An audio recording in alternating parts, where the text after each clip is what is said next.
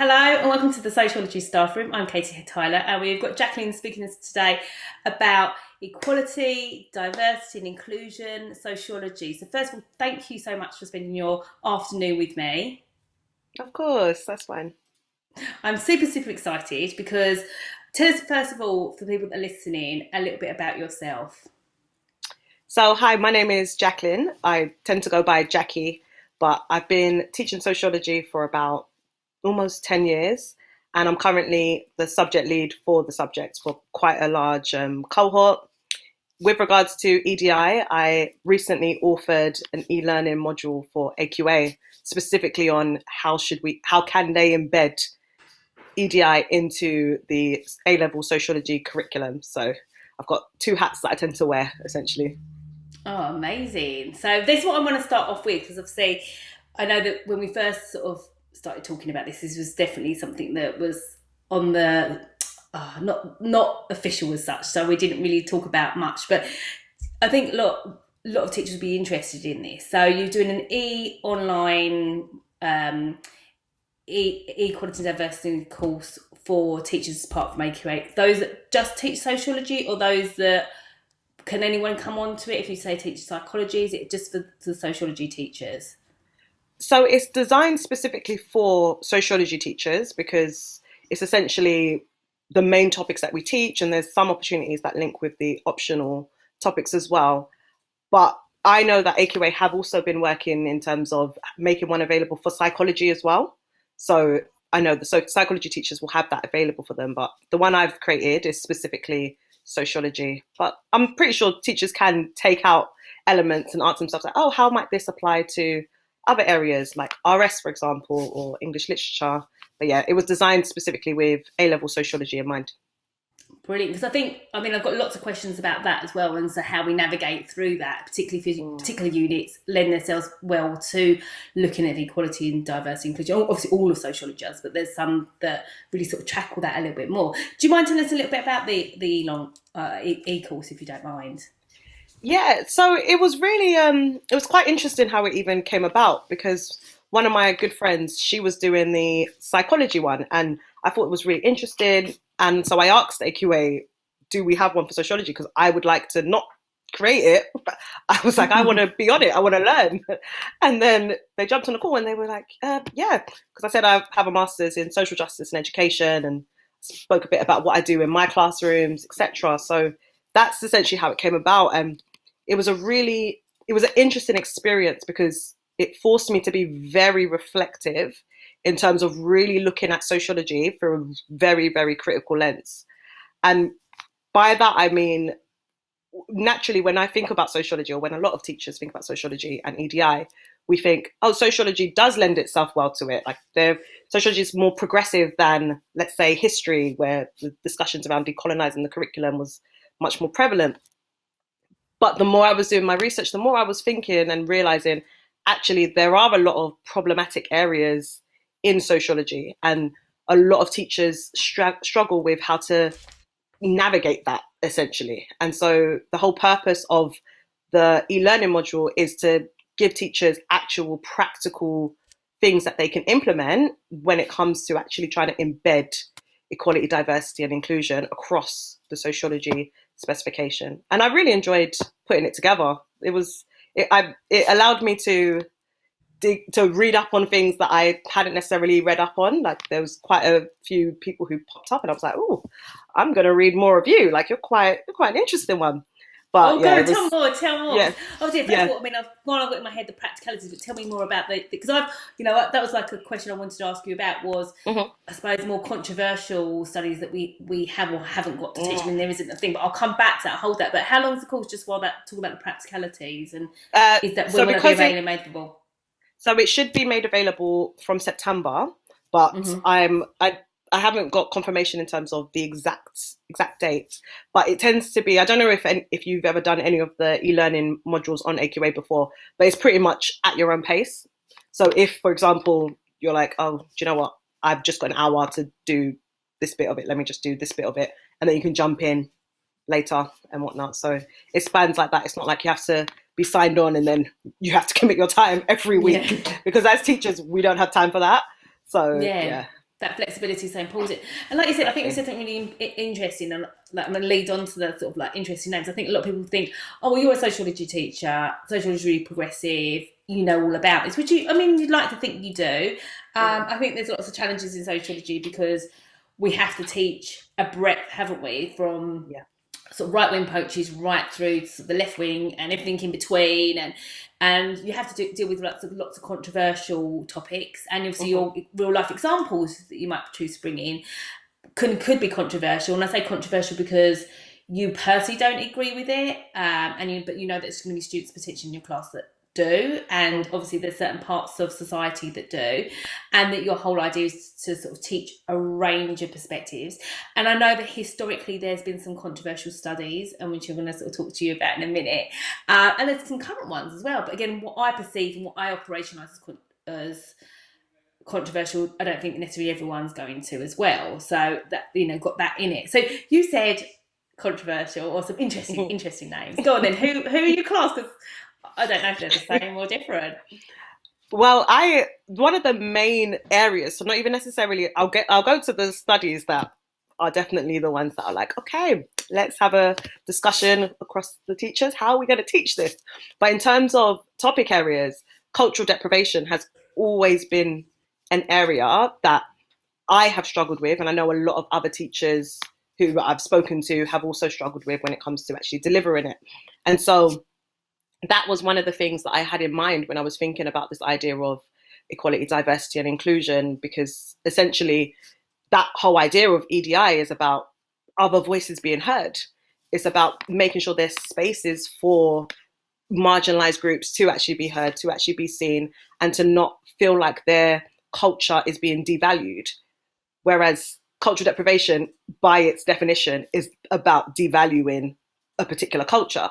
And so, yeah, that's one of the key controversial areas that we struggle with teaching, but obviously we have to teach it. Look at the exam that they just sat. Their 30 marker was, a lot of it was, cultural deprivation. So we can't just ignore the things we don't like. It's exactly like you said, where we have to give them that breadth. We have to teach these things. And the way that we tend to navigate it is by allowing the students or encouraging the students to really scrutinize these concepts and to really look at, okay, who came up with this concept? How might that skew how they're actually defining this, or the groups that they're actually labeling these concepts with, etc. So yeah, so I think one of the benefits of the controversial topics is that it can force teachers to improve their students' critical skills, because it does force them to be like, okay, let's not agree with everything they're saying, but how can we challenge it? Like, you have to come with something to show us how can we actually challenge it. So all my students, they know Keddy. They're like, yeah, culture different, not culture deprived. It's like, okay, good starting point. Let's go a bit further. But yeah, yeah. Yeah, I But think that's the thing. I yeah, think, like you said, it's sometimes a controversial topic's quite a good starter to engage debate, because ultimately it rubs some students up the wrong way, which mm-hmm. is good, because then it fires up that debate, but it's getting that sort of, like you said, range of perspectives as well. So I realised that I sort of cut you. You were about to say something. Yeah. No, so I was going to say in terms of studies. So like, Yes, but I've have written that to down. just, I I mean, mean, how? I mean, I know how I teach it. It might be the same way as you teach it. What I think with other studies, I often teach, like the ones you've just mentioned, the cultural deprivations. I put the historical context into it, yes. so that we're not talking about it now. And like you said, what was the agenda at the time? What was the Mm-hmm. politics of the time? What was going on? Why might they feel they were justified in saying that? What do we know now? High science is a brilliant thing. Put it all as a bigger picture. Mm-hmm. Then we mentioned Tony as well. And obviously, that's current. So, Yeah. I mean, discuss, tell me, enlighten me. Yeah.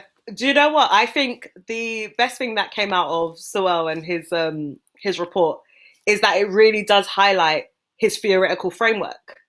It really does highlight the fact that he is echoing new right sentiments. And so it is useful in that sense, because essentially we want the students to be able to distinguish between the values and the different ideas of these different perspectives. So yeah, that was useful. it's it's interesting because on my on the module that created for AQA, I've got a section where it's more so about diversifying and having more inclusion in terms of the sociologists that we're actually showing to the students. So the sociologists whose views we're sharing, what they look like, etc. And I put him on the list. And when I was discussing it with one of my colleagues, they were like, "But why? Why would you put him on the list? Like, why would you want to give him airtime and whatnot?" And I think it goes back to what you said in terms of the fact that there are some people who do agree with him, and whether students agree with him or not, it's useful to have him in your essay because you can always find someone who disagrees with him. And more importantly, I think using Sewell actually does strike a really important conversation in my classrooms, especially when we talk about the fact that Black people are not a monolith. Like, they're not all going to have the same ideas, just like not all white people have the same ideas, not all Jewish people have the same ideas. And so he's useful in that sense as well. And yeah, he's a very interesting one because it always gets a reaction from the students. And the fact that it's so contemporary, they remember it. I think so too. I think there's a couple of things you said that I totally resonate with. I think one of the contemporary nature. I think it's the idea that there's a range of perspectives with any ethnic group. I think the students didn't initially know, like obviously, because the way sociology works, we often just talk about names. And then actually what I did this year to get the representation of sociologists from gender, ethnicity, sexuality is I've got their faces and then I've got their names. And I've tried to use a whole range so that and then I've got like an empty box saying you ? Just to sort of make it inclusive. Mm-hmm. But yeah, the students were like, oh no, because then students were like, oh my goodness, like I didn't think he was a Black man. And then I did it how I teach it is I show quite a short snapshot of him talking about the report, and then I counterbalance that with the alternative argument, which is something I got from Double Down News. I have had to quite edit because it's got some swear words in it, so I'm sort of make sure that I use the right bit, but just to show two opposing arguments really from a response to that same report. Mm-hmm. And the students were really shocked. And I think like there's often a good discussion and debate there about again, you've got to talk about his age as well, like he's older, so there's a lot in that you can sort of pull apart, and obviously his own experience of working with it, advising the political parties. And actually you can't, I know people said, oh, don't give him airtime, but actually, like you said, if you look at census, he's quoted in census reports. Exactly. So my students were like, oh, this, and then they go, oh, that's what sociologists do, is they report, like, they talk about actual stuff. And I said, yeah, of course, that's what they do. So I think there is an importance to that as well. So, with this, like, what are you advising teachers to do? Like, what's your sort of, in your course, what are you saying that we do when we have, teach the breadth, teach the context, but is there anything else that we should be doing as sociology teachers? Personally, I'm always aware of my bias, and I think that's always really important. And thinking about that a lot. I reflect on that a lot because ultimately it's for our students to come to their own thoughts and opinions themselves. But is there anything else you think is really important?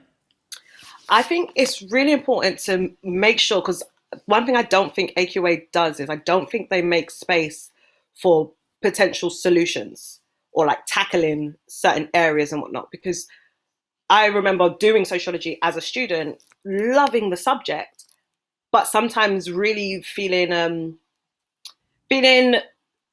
marginalized by the subject as well. So where my teachers would be echoing certain statistics, etc., and I always remember thinking, oh, I'm always hearing about the problem is this, the problem is this, the problem is this. But as sociologists, where's the solution? Like, show us where they've actually tackled these things, etc. And one thing I always do with my students is when we finish, whether it's differential achievement as a whole, or if it's just gender and differential achievement or ethnicity, etc., there's always space when we're doing evaluation is to actually think, okay, we know what sociologists have identified as the problem, whether it's labeling theory, cultural deprivation theory, material deprivation. Let's start thinking about actual solutions, like what could be done in terms of actually tackling these and narrowing these gaps. And the students get so into it because it really does force them to think like global citizens. It really forces them. Some of their suggestions are absolutely wild, and it's like that can't happen. But some of them really do. Especially if you get them to do it in groups, some of them really do surprise you, and it really shows that they're paying attention to what the root of these problems actually are, and the roots are structural. And so it is useful as well because it helps to put everything into context, and this idea that it's not the fault of the individual in terms of these different things, in terms of like where we're looking at crime rates, etc., that as sociologists we need to acknowledge the structural aspect, the structural element. And so I think that's one thing I would definitely encourage teachers, is to make sure there's space for students to actually think about solutions, because for the students in the class especially who belong to these groups that are marginalized, it goes home with them, and they remember these things, and it's just like, yeah, you enjoy sociology, but then you also realize that the only time they're talking about you is when it's something negative. And so I think it's really important, where the textbooks don't leave space for solutions, that there's space for a collective response, essentially. Yeah, I definitely agree. I try and bring it through the evaluation, so I try and find stuff that already exists within society. So, for example, if we're teaching ethnicity and education, I look at how sort of the outreach projects and I showed a clip from Cambridge University and what their student union are doing and stuff like that. So I sort of try and find stuff that already exists within society in order to, like contextual value added. And then I try and then evaluate that and say, are these effective? Are they, how effective are they? And try and bring that in a little bit. But yeah, thinking about those solutions is such a good idea, and thinking about how effective are they? I think we're talking about decolonising the curriculum, and I was reading something from Runnymede Trust the other day, and there's lots of statistics out there. That was another thing I was going to ask you about, was, I suppose the word I use is called spotlighting. So particularly if you've got a group of students that are not only, we're talking about marginalised groups, but they're also the minority within the classroom. And not all schools will be like that. It's going to be more culturally diverse as a group. But say you've got a minority, like whether that's to do with any of the sort of debates we talk about within sociology, class, gender, ethnicity, sexuality, how do we navigate that? Because like you said, they walk away from that. I mean, I'm very conscious. One of the things I was getting my students to do, thinking about, was like how we talk a lot about this, but what about this? So, for example, when we talk about differential achievement, other than things we've looked at, why are increasing more working class students going to university? Or why are, looking at sort of Fuller's research and saying, why are, black girls forming pro-school subculture, or like, going and rejecting that sort of labelling and doing well and in education, sort of looking at the things that count, and also in their own life experiences where that's happening, because obviously there's lots of, within their own micro setting, that there's lots of people that are going against labels and stereotypes that exist. But how then do we navigate it if we've got a group of students, or a very small minority of students, and we're talking about this really sensitive debate, like you said. Like, I know that that's maybe me and my own bias.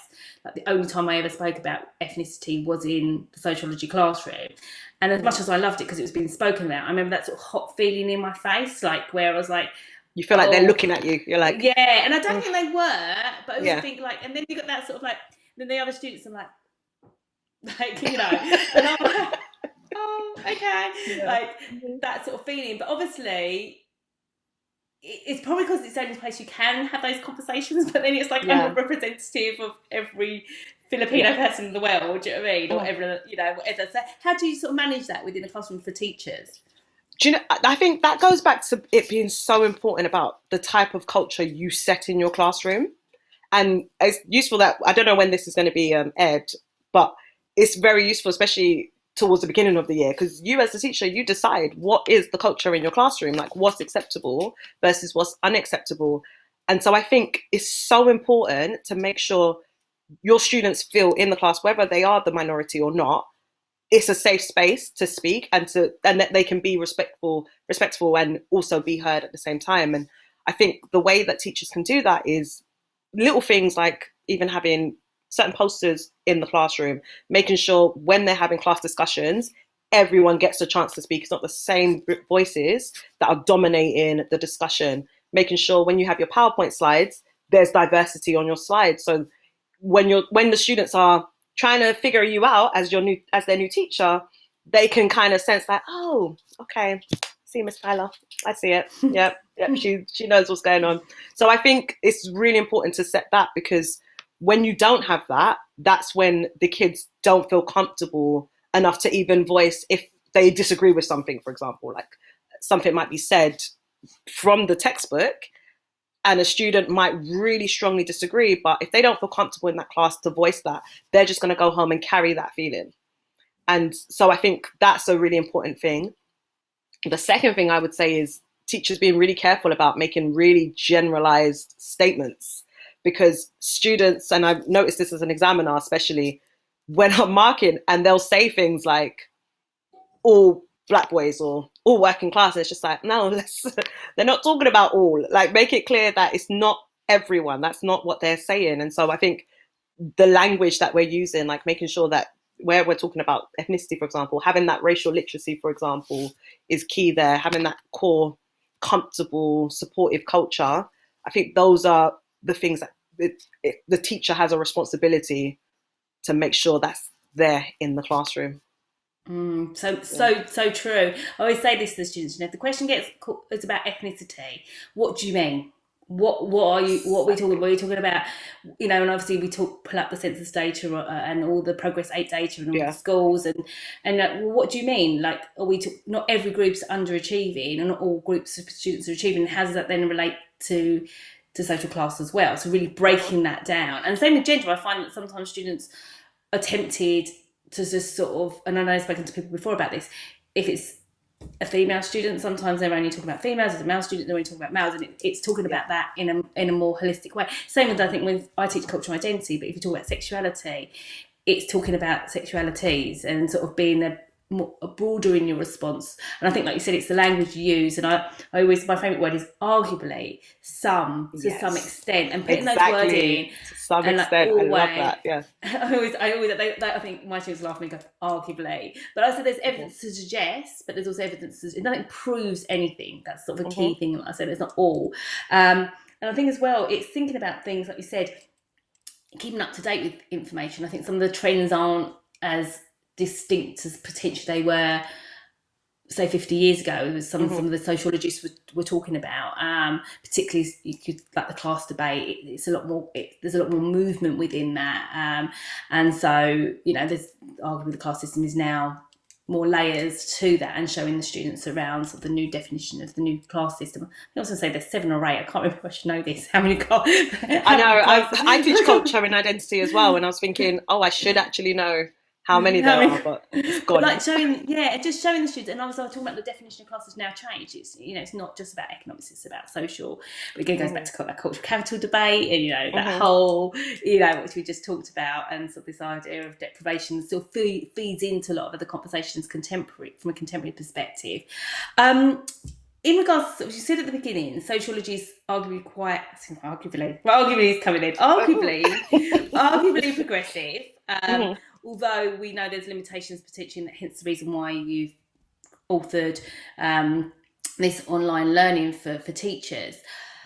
How do we then, because I said I sometimes think like as sociology teachers we could be in an echo chamber of our own sort of students that are thinking quite progressively. How do we then outreach that whole school? That is a very, very good question. And I think so obviously as teachers, like, we share practice. So when we do have, like you said, inset days, so inset day, PD days, making sure that you're sharing what you're doing in sociology, because essentially it's not something that has to just be a sociology thing. Like, it's something that can lend itself to the humanities. It can lend itself to the English subjects, etc., etc. So I think sharing practice is one thing. And I also think, where I know not all schools have an official EDI committee, essentially, but even if they can create some form of like working group. So if there are some teachers, whether it's just sociology teachers, or it's better if you could get other teachers, so sociology and other teachers, where you're all sharing your practice, maybe meet once a half term about how we can actually extend what we're doing here into the whole school, because I understand it's really challenging to take what we're doing in our subject, even though we're a big subject. It's so hard to try and make it a whole school thing. And so I think where we've been, have we been successful in making that a thing? I should check back with you next year, because then we'll know for sure if it's been successful. But what I would say is, if like subject leads, for example, make sure that on their schemes of work, they've set aside space where they've incorporated some form of EDI. So one thing that we do in our department is we have projects that pop up. And so we have Black History Month project, we have Reading Challenge, we have LGBTQIA projects. Like we have different projects, and especially projects that link in with the culture and identity unit. I think where we have those kind of things, that's easier to say, oh, maybe other subjects can try and adapt this and see if it works in their subject. So, for example, there's elements of what we do that they can use in history, or what they can use in RS or something like that. So yeah, I think that is a real challenge, but it does start with sharing practice. It does. Yeah. Yeah, because I think sometimes it's our students that do it as well for us. I don't know if you find the same, but they go into Yes. another lesson and they're like, oh, we did this actually, or this relates to feminism, or this relates to Marxism, and so I think they sometimes do that, and then teachers might come down and go, oh, like I didn't know you did that in there. And I was like, oh yeah, yeah, we Yeah. do. I actually, there's two things I just sent this week actually to different departments, and I was thinking, oh, this is quite good to share. One was I think it was Runnymede, it might have been the Runnymede Trust, but they wrote an article about the NHS and it's 75 years of the NHS. And Yeah. I don't personally teach health, but they were talking, it was about disparities within the healthcare system. And so I forwarded that on to the biology teachers that sort of science department, thinking, well, actually, that might be useful for them to have as a discussion. And I also said, I'm happy, it's nice to sort of share good practice. I'm happy for anyone to come and talk to. So I think it's even something as small as that. Yeah. And you think, that's okay. I'm not teaching health or health and social care, and sharing that across to different departments. And also, like you said, it's maybe that working body, that working party that might be, if schools have got that sort of equality and diversity party, or it might be a small working group that are thinking, having those conversations, and I think people are doing it. I know that like history are working really hard at the moment across the UK and working at decolonising the curriculum, and English are as well. But it almost like would be nice if schools, colleges, sixth forms, if all the staff are connect, because they're probably like, rather than all working separately, they're probably going, oh, like you said, put it on the scheme of work, or what they're doing in RS, for example, or what they're doing in French, or whatever that might be in other subjects, and coordinating that thinking a little bit more. Sorry, you're going to say? No, I completely agree. And I think that goes back to management as well, and essentially SLT, and who's deciding like what we do during our meeting times. Because if we do have whole staff meeting, if we do have twilight, for example, why can't we slot out time where it's specifically there for EDI? And so there's opportunities there where you can collaborate with other teachers, whether they're in your department. Or, in fact, like I said earlier, it's better if they're not in your department, because in my department, they've heard me talk about it. Like we've had our meetings on it. So I think it does have to be a whole school approach where management or whoever's deciding on what's getting covered in the meeting, they're backing teachers to have the time to share their practice and then go back and reflect on what they've actually been doing. Because we had, in social sciences, we were able to bring in a woman called Alison Wiggins, and she works for UCL, and she did an amazing session on anti-racism and how you become anti-racist and what that means for our students, what that means for our teaching, etc. And it would have been really great if we had space across the whole staff for her to deliver it to everyone. But because of the way the schedules were lined up and they'd already decided what was happening for the whole school one, she wasn't able to do the whole school. But we were fortunate, we were able to benefit from it. But I think schools and colleges have a responsibility to make sure everyone has that space where they can all come together and really just learn from it, because it's just so important. And I think we're fortunate enough where it's received more attention following George Floyd, but it can't just be lip service. Like it has to be a lot more than that. Yeah.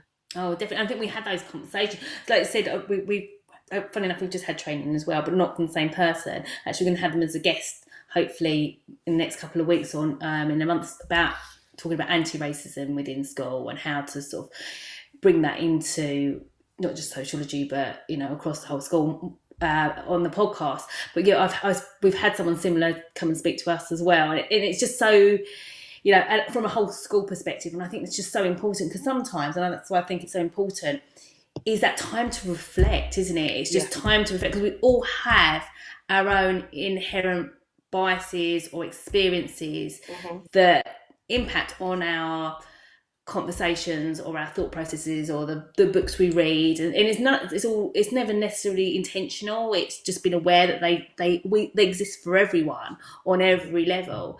I know I personally was reflecting about something, like my own childhood, and I was like, well, I'm still carrying that around. Like, so then when I think about that, that's something I'm carrying into different situations and I'm mindful of. And so, it's thinking about that and having that space, I think. So sometimes we don't have that space to think about it. And like I said, it's so important, not just within sociology or the social sciences, but across a whole school. And it will definitely make, I was thinking about this, it actually makes people who either take sociology or don't, or have conversations. It's about that empathy and that sort of, what's the word I'm looking for? But when they go into the workplace, you're not going to repeat some of the patterns that have happened before, if that makes sense. That's what I was the disparities within the healthcare system. Okay, not everyone's going to go off and do a sociology degree, although we'd love them to. But it's them having that lens to think through and thinking, okay, I've had a different experience to someone else, but I can think of Verstein. That's the only one I can think of. As I can think what it's like for someone else. So actually, when I'm doing this in this profession, I'm considerate of their experiences and their views rather than looking through a one lens perspective. It's so important to have those conversations before you go, because I could talk about it with you forever, because I feel like there's lots of other things you said, and I was like, I really want to talk about cultural identity with you. Listen, anytime, I'm happy to talk about I was like, I really want to find more about how you're finding that, because I thought sometimes it feels like it's a one-stop shop on everything, and you feel like you could spend your whole skill work time on literally just one of those identities. It's like those 7. Oh my goodness. So many. But it's so good. But even in terms of the one thing I was going to say as well is for teachers to even reflect on the options that they're doing. So we recently moved to cultural identity and media, and I think moving to media, especially, so cultural identity aside, media's probably been the best change in terms of where you're trying to really impact in terms of equality, diversity, and inclusion, because a lot of our students are so swamped with the media. Doing media really does force them to be critical, and it really does force them to not just buy into the stereotypes and to really pay attention to, okay, who's being ignored, where's the power structures here.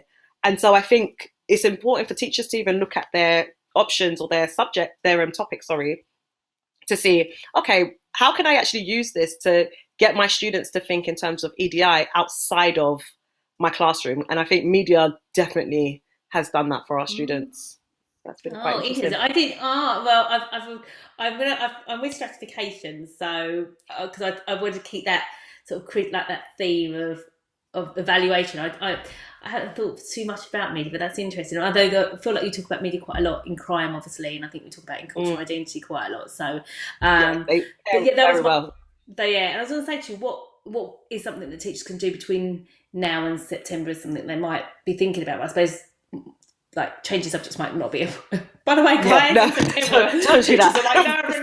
But is there anything else anywhere we can wait for the course in September? Is there anything else? Is there, other certain studies we should revisit again, even though they are controversial, to sort of look at them again from a different lens? I'm looking up there, I was looking at my book, I'm looking at my bookshelf, but is there anything we could do, anything you recommend as part of your own experience from authoring the online courses? Anything you found was really beneficial that maybe if teachers have got time at the holidays and they feel like, do you know what, I wouldn't mind looking into that again?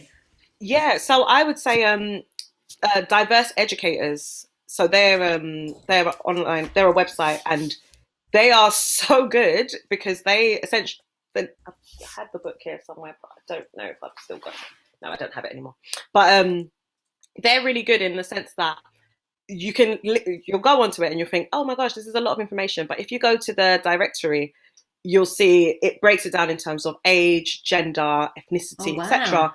And then within that, there are readings, but there's also different websites. There's also more up-to-date statistics. Like there's so much available there. And that was one thing that I shared across the whole school because I was just like, teachers, if you don't know where to start, this is a great place to start. And it's not necessarily Wow. where you have to look at everything.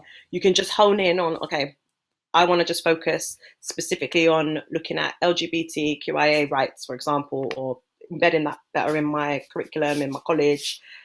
And it's just there. So I think that's one of the key things that I think has really Wow. been so helpful for me and for the college. In terms of sociology in particular, I would say what they can do between now and going back. Well, I would say if teachers are interested in terms of like reading, using the classics, like I say classics, it hasn't even been out that long, but Akala's natives, like even reading contemporary literature like that, because interestingly, like you can use that in your lesson. Like you can actually use that to resonate with the kids. You can actually use that to support a lot of the ideas that we do teach them. And I think it also offers a nice alternative debate, doesn't it? Especially, Exactly. I use it for when we look at crime. I look at him when I look at crime. I know that he's not a sociologist. A sociologist is not on the reading list, but I think it poses a completely different perspective, and I think the students can relate to what he's saying as well. I think like Exactly. it's very more accessible. That's the word I'm looking for. Yeah. Yeah. So I think that's important. And there's also a I've forgotten her name, but I know her. She does a series of blogs, and it's called The Other Sociologist.